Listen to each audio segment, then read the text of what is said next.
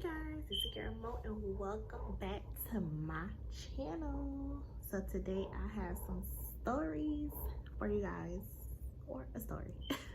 So yes guys, welcome back to your girl's channel. If you are new here, take a second and go ahead and subscribe to your girl's channel.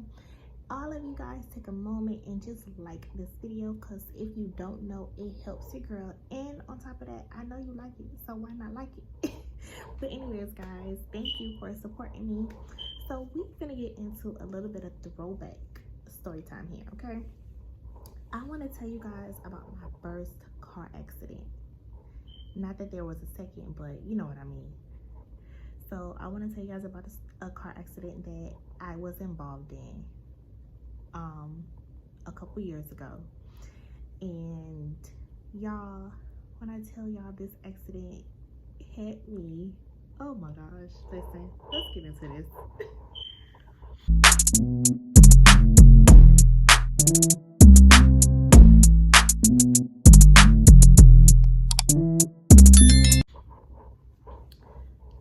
Alright guys, so we gonna start from the beginning on this. I ain't gonna make it too long, but y'all gotta come hear this. So it started with me getting my tax refund, and I only had my oldest son at this time. And what happened was I wanted to purchase a car. So I didn't have my actual driver license at the time. I only had my permits, and I held on to that for the longest. Don't ask me why or anything, but I was one of them people who was like, child, you get in where you feeling at. So I held on to my permits for the longest and never went and got it. I always had a job. I was making pretty okay money. I'm gonna say that, okay money at the time. And I was feeling like I needed a second job, or I was feeling like I needed to change jobs, because I wanted to go from making okay money to making decent money. And I felt like not having reliable transportation was prohibiting me to do so. So I was like, dang. So I took my boyfriend with me. I was like, I want to get a car, I want to get a car, I want to get a car, blah, blah, blah. So he was like, all right. So we went to a few car lots just to kind of like see what it was like, what's the process, what's the requirements, and all of that or whatever. So once we got that information, we knew a ball figure of what I wanted to spend, what I needed to spend, and so forth and so forth. So after figuring it out, a lot of the little car lots was like, they wouldn't allow me to purchase by myself. I would either need a what do you call it, co-signer, or I had to put the car in someone else's name, because I had a permit. And not only did I have a permit, but my credit wasn't really where they were requiring it to be. So it happens to the best of us. So anyway, so I went to my oldest sister and I was like, sis, I need to get a car, X, Y, and Z, blah, blah, blah, blah.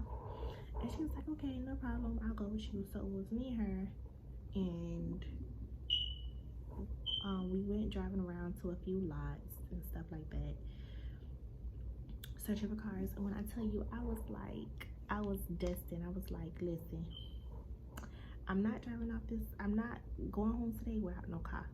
I need me a car or whatever. So we went on this main road driving from Miami all the way to Fort Lauderdale to find the best cars.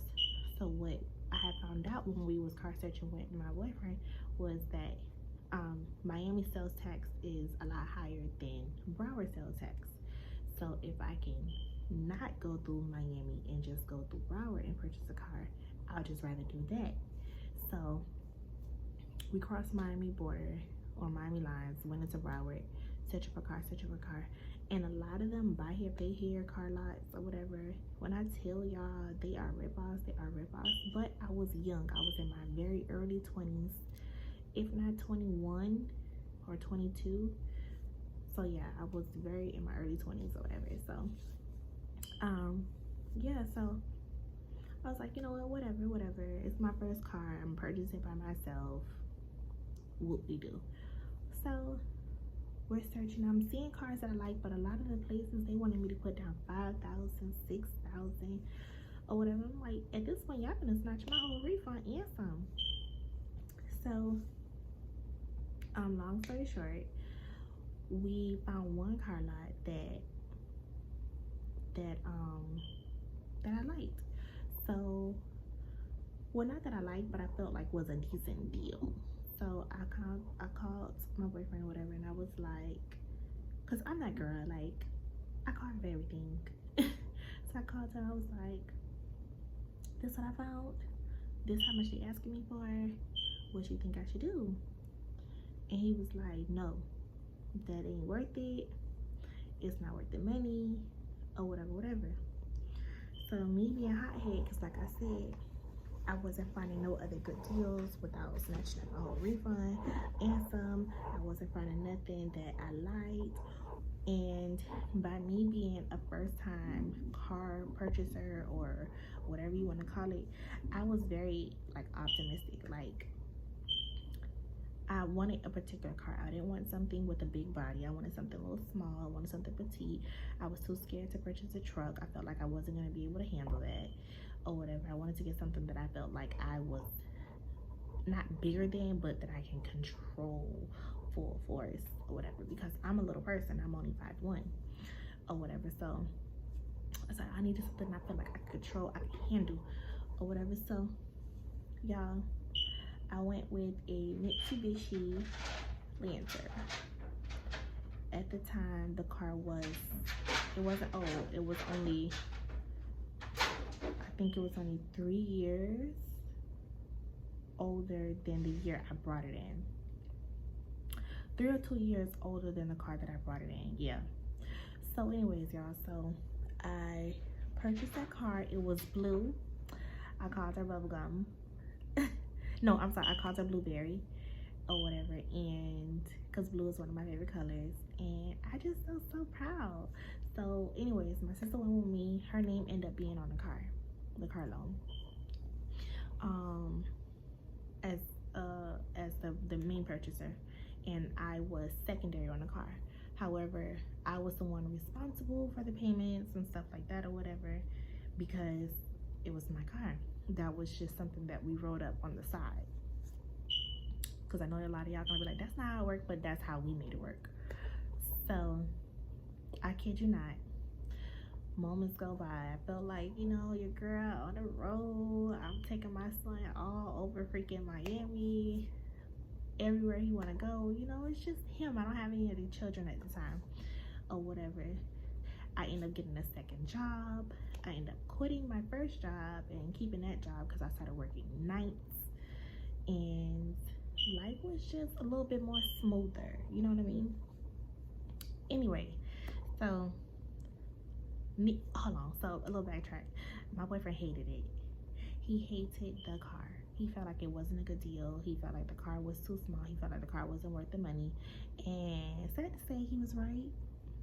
I hate when he be right, but he was right.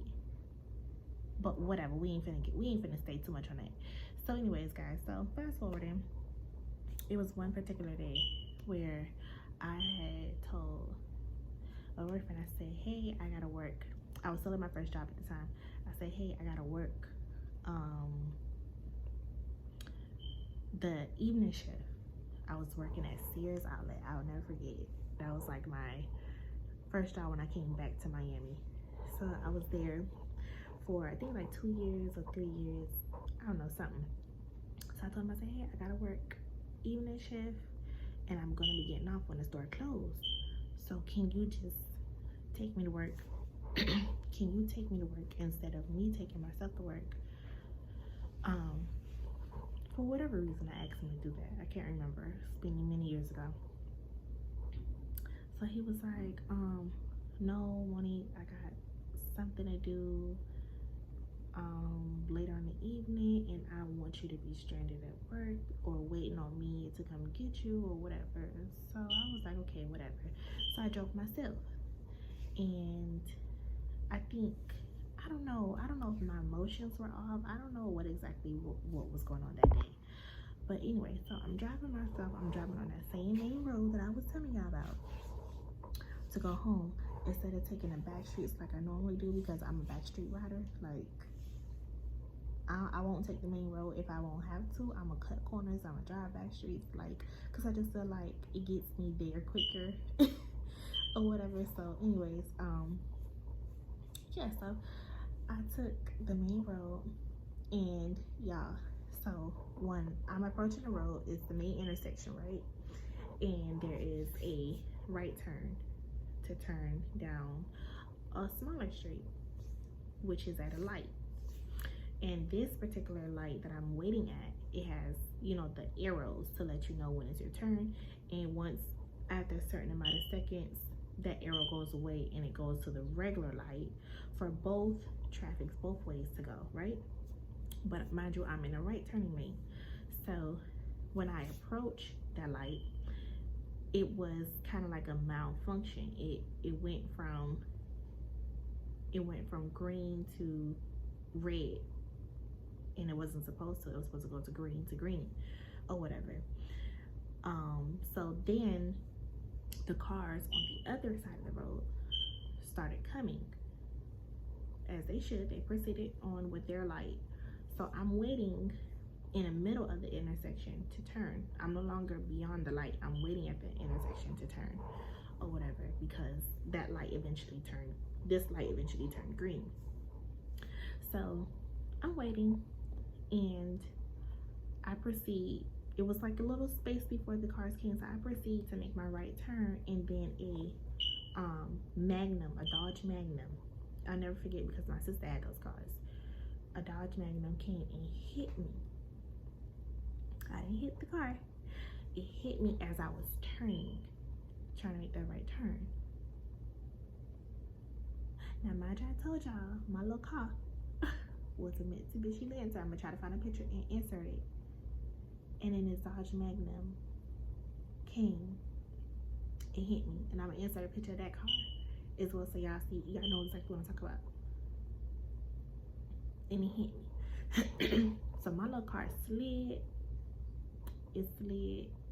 Instead of turning, like, it slid like I was making a U-turn, and it almost hit the pole, but I didn't hit the pole. I had my seatbelt on and everything, but I'm not gonna lie, like, I instantly felt the impact, that seatbelt impact. Like, my air bag did not explode, so I was happy about that.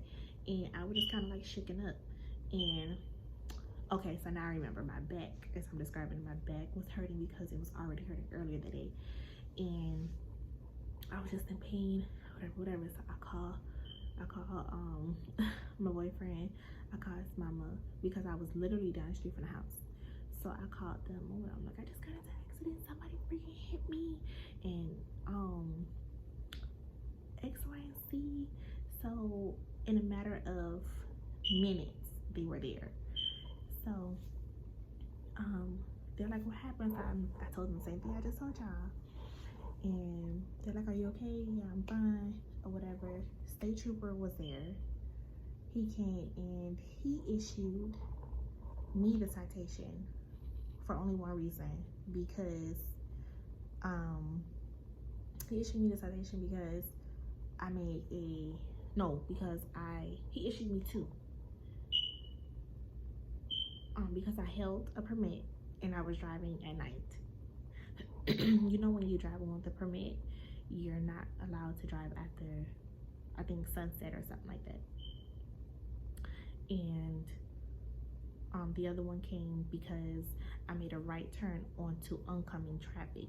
Not that their light was stopped, but because it was oncoming traffic. However, outside of the law, the accident was not my fault. Kind of find out, that driver who was driving that Magnum was drunk, and they had alcohol in the car and everything else. But they didn't get away with it, and they didn't get away with it all because of the laws. And I'm not even quite sure if they even gave them a breathalyzer, because by that time, once they found the alcohol bottle and all of that, they were already going to the hospital playing hurt my neck, my back. Okay, and I ain't know nothing about that shit. I know nothing about it or whatever. So of course, once everything was done, I tried to get me a lawyer and everything else or whatever. Like my mama and my boyfriend mama, like everybody was trying to tell me what to do because I didn't know what was the next step to do. All I know is that my car was totaled. My whole left side of my car was like effed up, messed up. You couldn't even open the door. I had to get it towed to the house or whatever. So I proceeded to get me a lawyer and of course try to start the process of suing, because although by law it was my fault that I got in an accident, it wasn't my fault that I got in an accident, because the people were speeding to catch the light and didn't see me, because on the opposite side you had these cars waiting to turn left and you had where I was on the other side to turn right. So they were speeding when I was turning and hit me, and of course they were drinking and stuff, so they were probably under the influence and felt like they had that and they weren't gonna hit me. But yeah, all because they were trying to catch the light, and that's just what it was. Like sometimes stuff you're placed at fault by law, but in reality it don't really be your fault. So whatever. So my boyfriend had these people who felt like, oh, they could help me get a lawyer to win the lawsuit or whatever, because they felt like I really had a case or whatever. But every lawyer that I was calling, y'all did not want to pick up my case because I got the ticket. That's the first thing they asked you. Well, who got the ticket? Who got the ticket? Who got the ticket? And a lot of them didn't want to pick up the case because I had got the ticket. They was like, oh, it's going to be hard to beat and blah, blah, blah. So I finally found a lawyer. And that mother effer,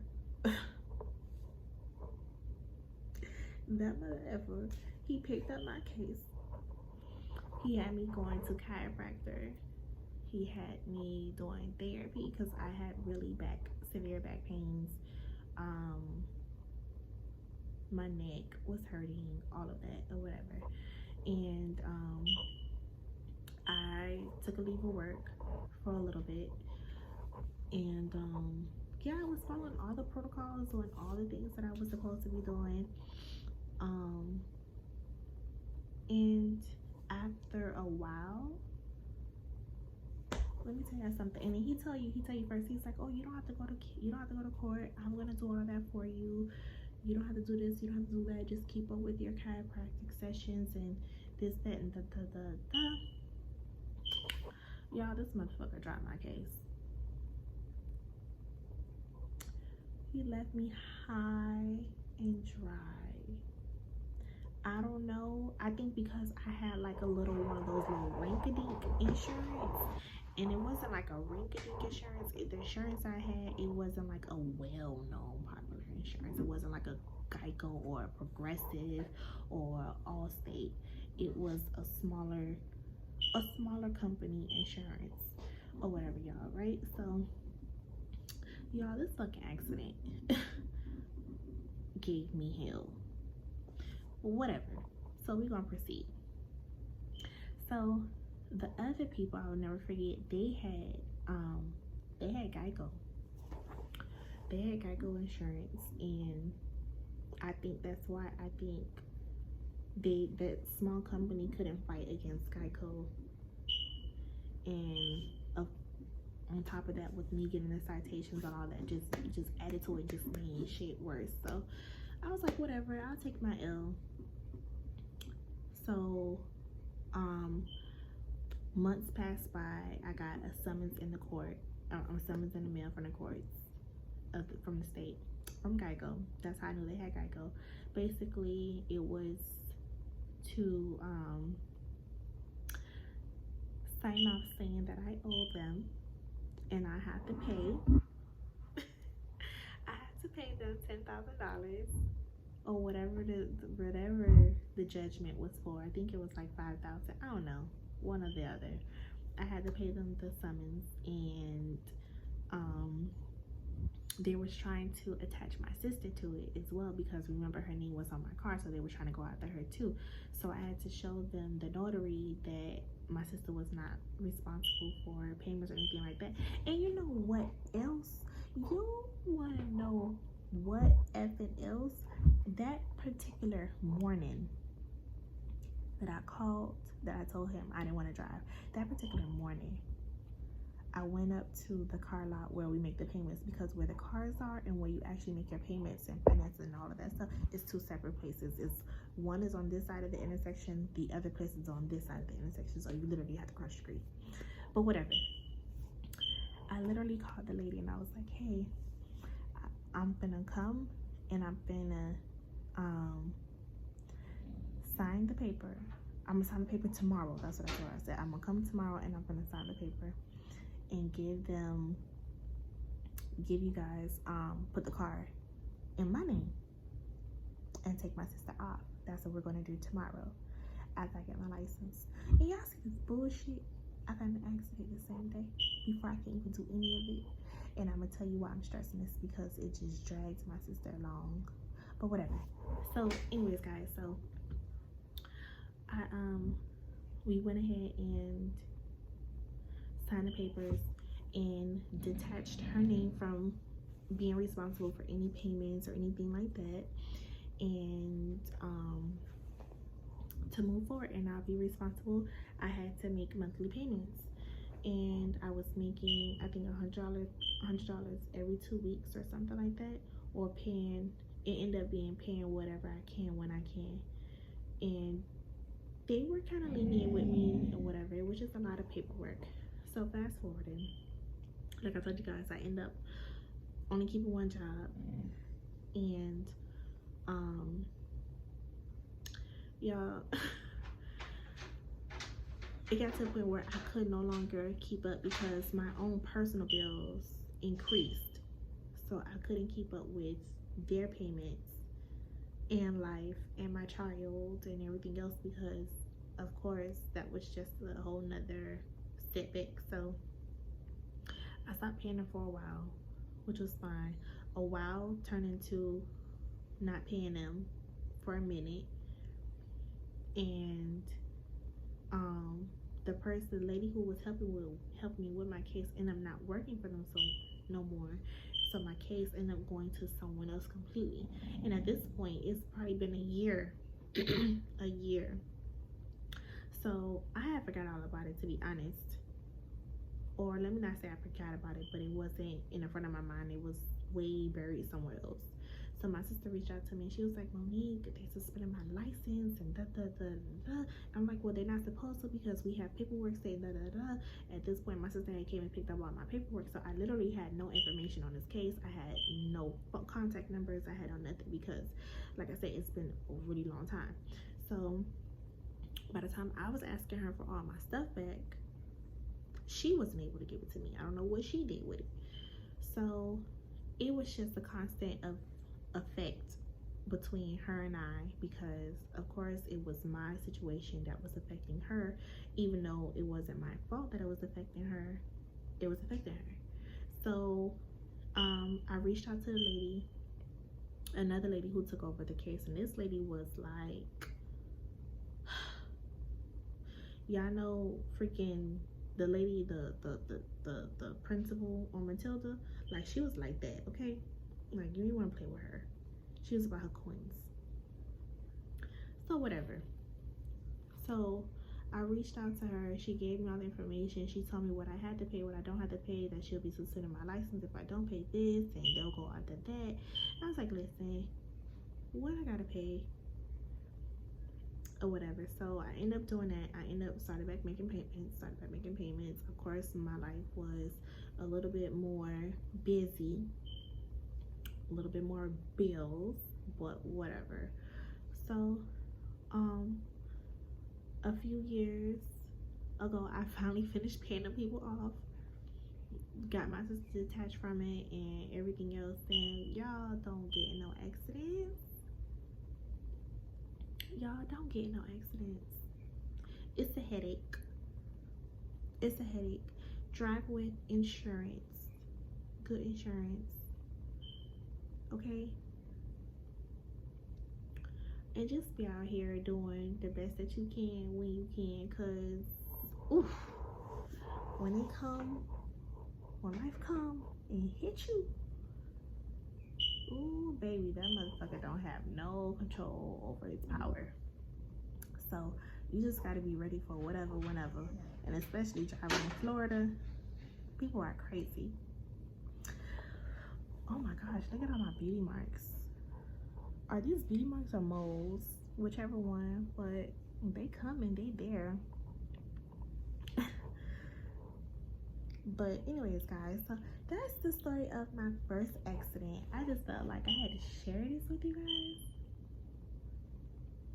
and let y'all know what happened to me, because life has been life. Life been lifing. But anyways, guys, so if y'all listened all the way through, thank you guys for allowing me to rant to you guys and talk and spill my beans in a sense. But yeah guys, that's pretty much it. That's pretty much all. That's what happened. Hopefully I don't have any more accidents in my future, because they're not fun at all. But with that being said, I'm gonna catch you in the next video. Thank you guys for watching. Peace.